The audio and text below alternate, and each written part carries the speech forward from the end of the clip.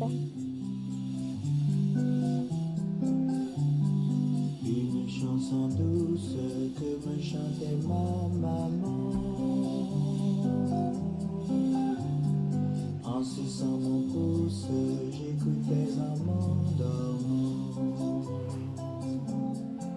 Bonjour les enfants, Cette vous êtes là? chanson douce, Alors, je veux la chanter simplement, pour ces toi. petits loups qui n'arrivent pas à s'endormir. Alors, je dois Ta peau me est déguiser en loup douce pour l'aider à comme la s'endormir. mousse des bois. Avec bien sûr une chanson d'Henri Salvador. La petite biche est aux abois, dans le bois se cache le loup. Ah, mais c'est le rituel mathématique. Vite, je reviens tout de suite. À bientôt les enfants. Bonjour les enfants, ça y est, je suis revenu et avec Petit Loup. Cette fois-ci, Petit Loup est réveillé. Alors, il va nous laisser tranquille faire le rituel mathématique, mais d'abord, il va aller se brosser les dents. Parce que Petit Loup, vous savez que Petit Loup a de très grandes dents et qu'il faut vraiment qu'il s'en occupe et qu'il fasse très attention. Alors, bien sûr, Petit Loup, voilà, bien sûr, Petit Loup va aller se brosser les dents.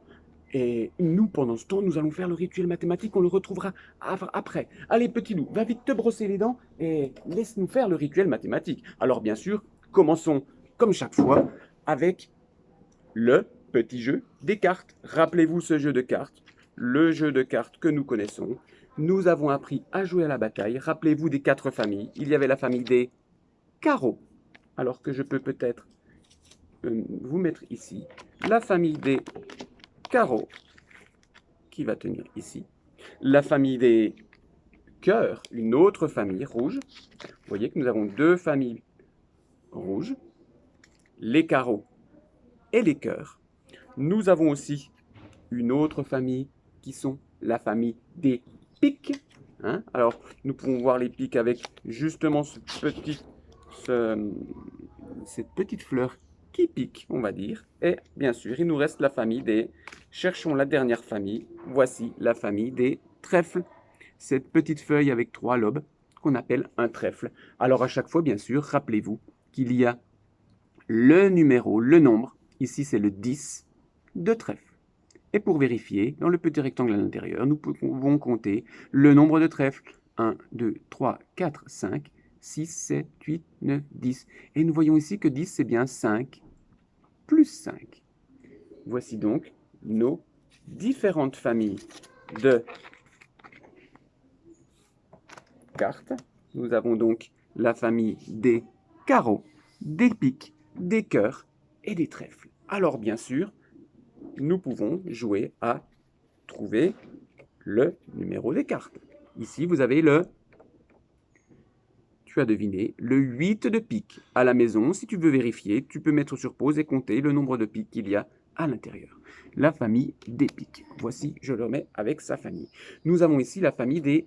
Nous avons également le 8 de cœur. Famille des cœurs que je mets ici. Voici. Alors, bien sûr, attention, nous avons ici, par exemple, qu'est-ce donc le A? Pourquoi A? D'habitude, nous avons des nombres et maintenant, nous avons une lettre. Et oui, rappelle-toi, c'est le 1 de trèfle. Il y a un trèfle.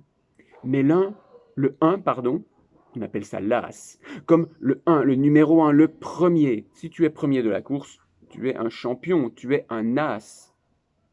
Rappelle-toi, Taoki est l'as des as, c'est le super champion.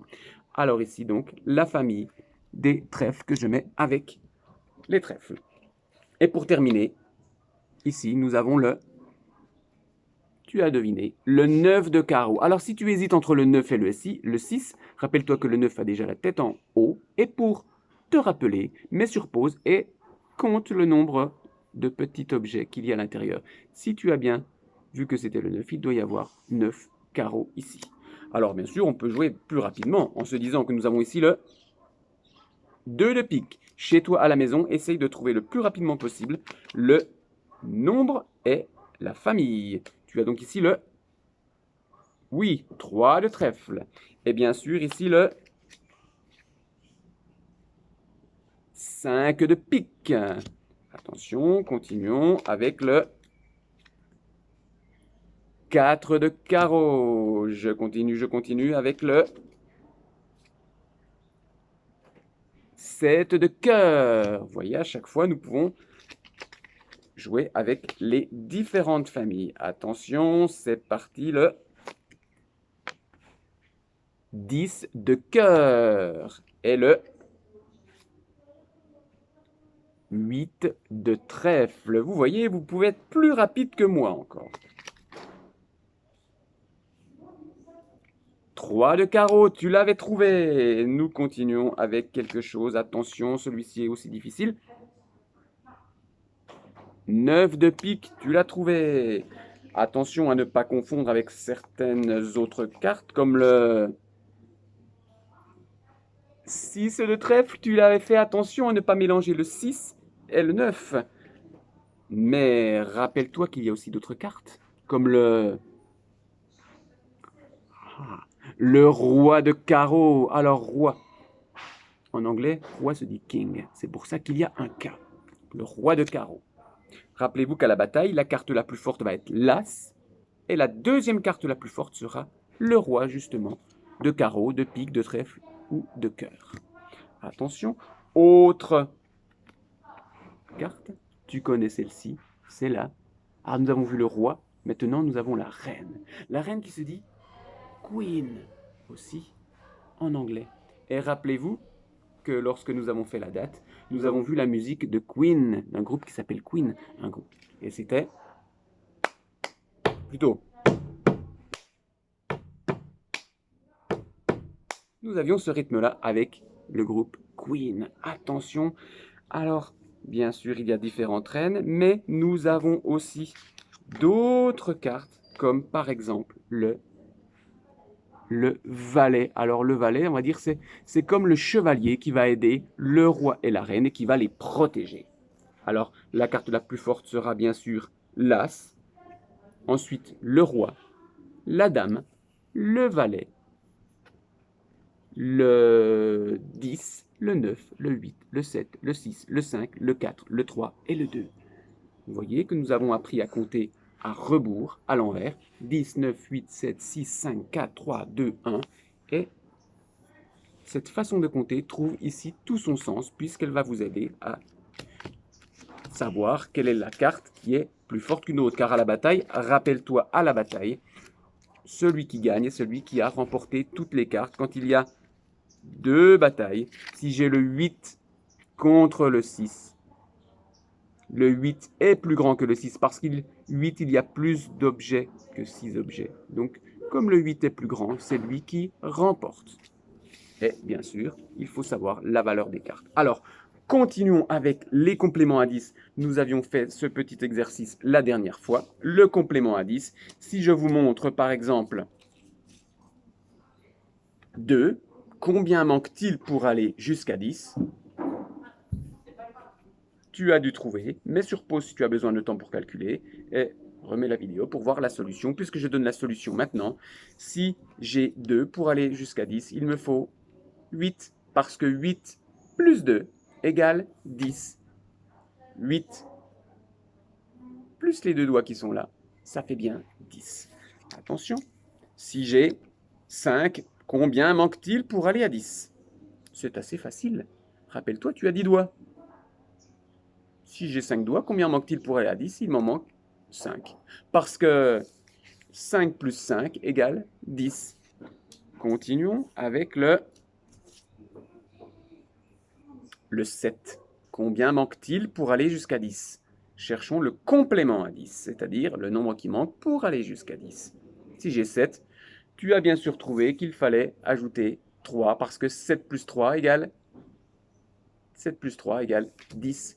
Si j'ai 7, excusez-moi, 7, 1, 2, 3, il reste 3 doigts ici pour faire 10, parce que 7 plus 3 égale 10.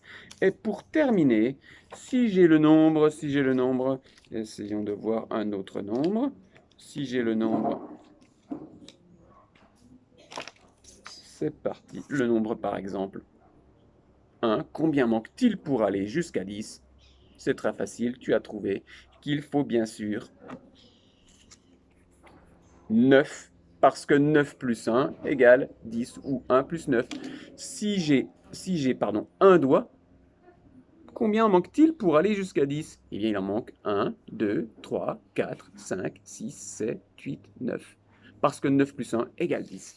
Tu as bien sûr bien trouvé tous ces compléments à 10 et continuons avec un petit peu de calcul mental. Si je vous dis, on va additionner à une dizaine quelques nombres. Par exemple, si je dis 10 plus 5, 10 plus 5, alors tu peux calculer sur tes doigts, tu peux prendre des objets pour former des ensembles et calculer le nombre d'objets. 10 plus 5, et tu as trouvé qu'il s'agissait du nombre 15. Et oui, 10 plus 5, c'est une dizaine et 5 unités. Une dizaine et 5 unités, c'est écrit bien sûr. Une dizaine, 5 unités. Nous avons donc 10 plus 5 égale 15. 10 plus 5 égale 15. Nous pouvons donc avoir cette égalité. De la même façon, attention, 10 plus 8. 10 plus 8, tout de suite, dans ta tête, tu as trouvé la solution.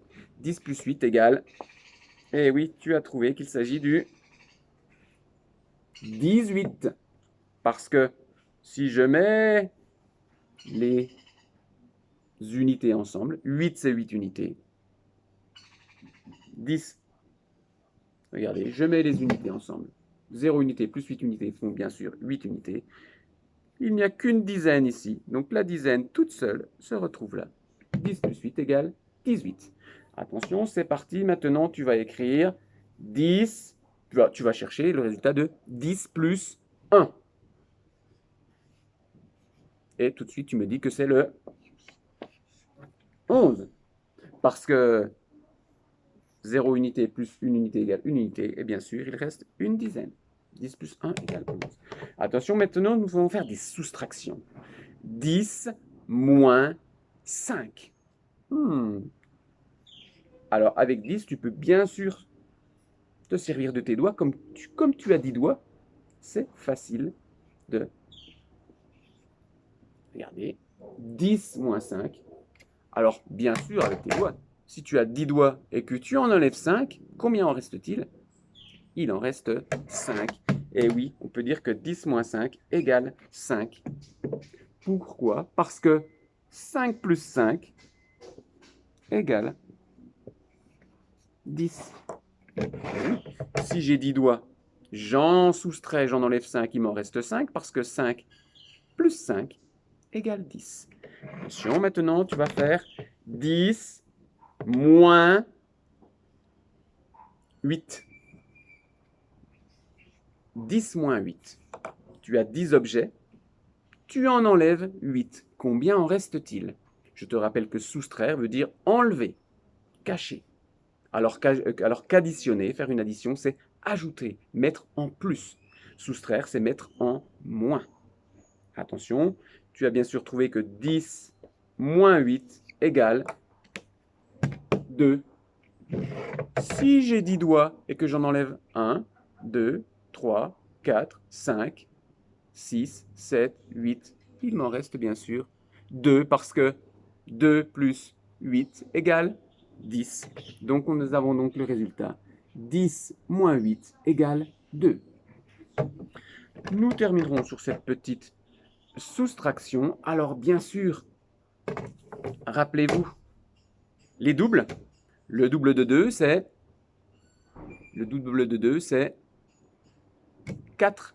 Le double de 2, c'est 4. Attention, le double de 6. Attention, le double de 6, c'est chez toi. Cherche le double de 6. Et tu me dis que le double de 6, c'est... Voici, je te donne le résultat. Le double de 6, c'est 12. Parce que 6 plus 6 égale 12. Lorsqu'on double un nombre, on l'additionne avec lui-même, on va dire. Si j'ai le double de 4, c'est 4 plus 4. Le double de 6, c'est 6 plus 6. Le double de 10, c'est 10 plus 10. Alors, justement, attention, le double de 3. Le double de 3, alors, tu peux le faire avec tes doigts, mais tu peux le calculer simplement dans ta tête. Alors, le double de 3, tu as trouvé que le double de 3, 3 plus 3 égale 6. 6. Eh oui, 3 plus 3 égale 6. Le double de 3, c'est 6. Attention, maintenant, tu peux calculer le double de 10. Et ça, c'est intéressant. Le double de 10, tu as trouvé sans doute qu'il s'agit de... Eh oui, 20. Le double de 10, c'est donc 10 plus 10. Et 10 plus 10, tu peux voir qu'il y a une dizaine et une dizaine, donc 2 dizaines, alors que 0 unité est 0 unité. 10 plus 10 est bien égal à 20. Et oui. Attention, continuons avec le double de... Celui-ci sera peut-être plus difficile. Le double de 8. Si je fais le double de 8, cela veut dire que je fais 8 plus 8. Donc le double de 8 sera égal à, si tu as bien calculé, 16. Bien sûr, de la même façon, le contraire du double, c'est la moitié. Ça veut dire faire l'exercice dans l'autre sens. Si je vous dis quelle est la moitié de 4, quelle est la moitié de 4? Alors, c'est une question, c'est pour ça qu'il y a un point d'interrogation à la fin. Quelle est la moitié de 4? C'est comme si j'avais 1, 2, 3, 4. J'ai 4. La moitié, ça veut dire que je partage en deux. J'ai le même nombre de chaque côté et j'en prends seulement une partie. Donc la moitié de 4, c'est 2. Regardez, la moitié de 4, j'ai 4. La moitié de 4, c'est 2. Maintenant, essayez de calculer la moitié de 10. Alors, essayez avec vos doigts. La moitié de 10. 10, c'est 5 plus 5. Si j'enlève une moitié, la moitié de 10, c'est 5. Le double de 5, c'est 10. La moitié de 10, c'est 5. Attention, calculons maintenant la moitié de... La moitié de 8. La moitié de 8. Alors, la moitié de 8, ça va être... J'ai 8. 8, c'est 4 plus 4. Donc, la moitié de 8, c'est 4. Parce que 8, c'est 4 plus 4. Le double de 4, c'est 8. La moitié de 8, c'est 4. Compliqué? Attention, pour terminer, la moitié de 6. Représente 6 avec tes doigts et cherche la moitié.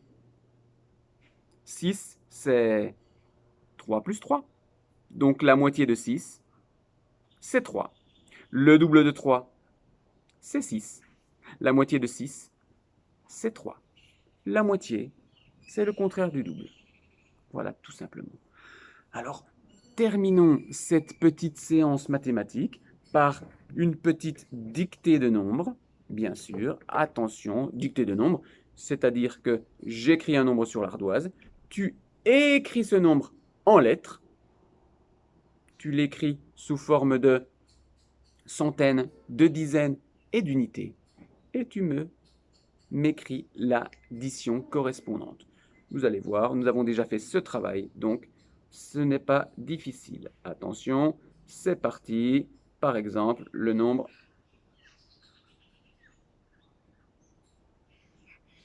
Alors, commençons par quelque chose d'assez simple.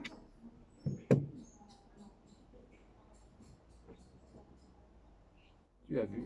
Maintenant, à toi d'écrire ce nombre en lettres.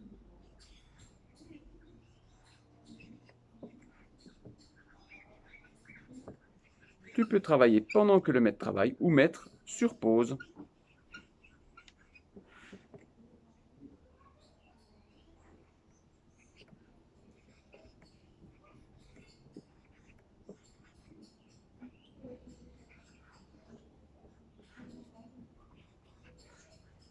C'est parti, je te montre la solution. Tu as donc 8 dizaines 3 unités. C'est bien le 4, 20, 3. N'oublie pas entre chaque mot ces petits traits. 4, 20, 3. Attention, le 20 qui s'écrit avec un G et un T à la fin. Rappelle-toi que les lettres muettes, comme le T, 20 objets, c'est une vingtaine. Dans vingtaine, on entend le T, justement. Alors bien sûr, on n'entend pas le G, mais il y a toujours des petites exceptions et des lettres qui viennent un petit peu nous embêter à la fin des mots en orthographe, vous avez déjà remarqué. Alors bien sûr, 83, c'est 8 dizaines, 3 unités, donc il n'y a pas de centaines. On peut mettre 0 centaine, 8 dizaines, 3 unités. 8 dizaines, c'est bien égal à 80. Et 3 unités, 3. Donc 83, c'est 80 plus 3. Allez, quelque chose d'un petit peu plus compliqué. Attention, c'est parti,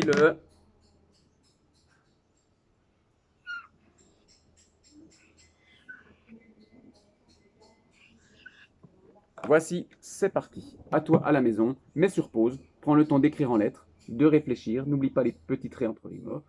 Et bien sûr, décompose en centaines, dizaines, unités et écris l'addition correspondante. C'est parti. Tu peux travailler pendant que le maître écrit la correction.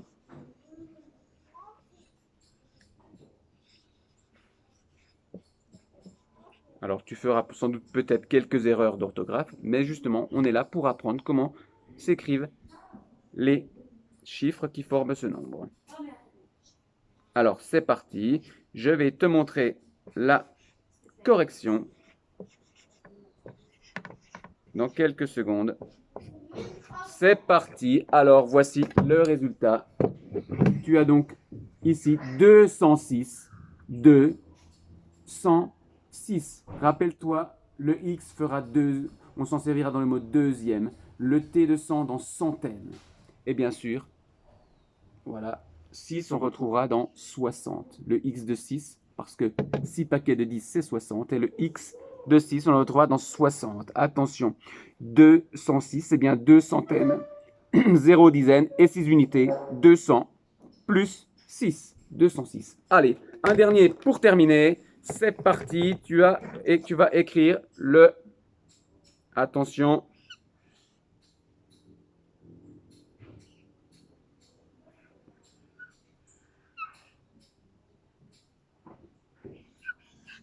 C'est parti. Mets sur pause et bien sûr à la maison, écris les différentes parties de l'exercice. C'est parti.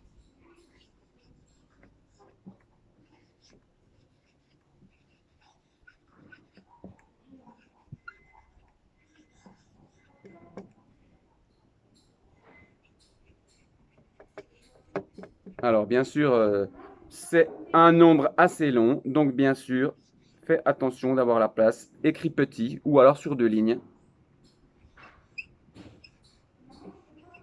Et voici la solution. C'est parti. Nous avons donc le 193. Attention, vous voyez que le 13, je l'ai écrit petit parce que je n'avais plus guère de place. 193. Et bien sûr, c'est une centaine, 9 dizaines et 3 unités. Une centaine, c'est égal à 100, plus 9 dizaines, 90, plus 3 unités, 3. 100 plus 90 plus 3 égale 193. Voici terminé pour aujourd'hui le rituel mathématique. Alors, je vais aller voir si Petit Loup s'est brossé les dents, a pris son petit déjeuner, s'est réveillé correctement et va pouvoir passer une bonne journée. Nous, on se retrouve bientôt pour la date avec Petit Loup ou alors pour un autre rituel mathématique ou avec Anne-Sophie. Et je vous dis bien sûr à bientôt, travaillez bien et ne lâchez rien.